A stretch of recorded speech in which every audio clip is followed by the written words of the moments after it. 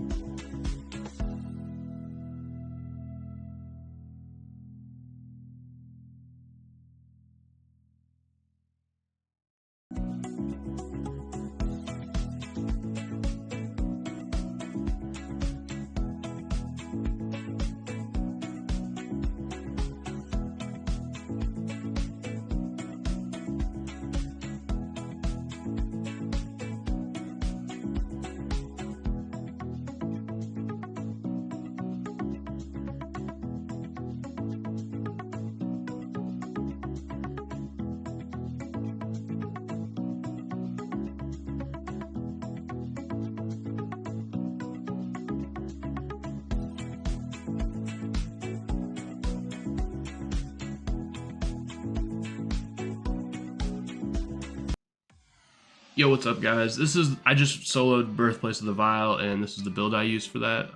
So yeah, this build was super satisfying to use, and I absolutely nuked bosses and champions and ad cleared like a maniac. The main gameplay loop of this build is to proc Transcendence as fast as possible using your heavy weapon, your Grid Skipper, and your Wither Horde. And basically, you just want to get Transcendence, use it, and then nuke things with your Titan melee, and basically stack melee damage and weapon damage with the exotic we're using, and it absolutely just destroys every type of in-game content. So I'm gonna jump in. I'm gonna show you guys all the ins and outs of the build real fast, and then I'll give you an outro and say peace. So for this build, I ran Prismatic Titan with the Twilight Arsenal. For my abilities, I ran Rally Barricade, Strafe Lift, Frenzied Blade, and Shackle Grenade. I played around with the grenade a bit, but Shackle Grenade ended up being my favorite because, well, it's great for CCing champions, it strings them up, and it stacks your Transcendence really well if you hit it on like a group of targets. For the aspect, I ran Consecration. It's the main part of this build. You'll literally nuke everything. It's really fun to use, and it's really satisfying when you hit a bunch of enemies with this, or just nuke a champion with one of them because you've stacked it so well with your exotic armor piece, which we'll get into in a minute.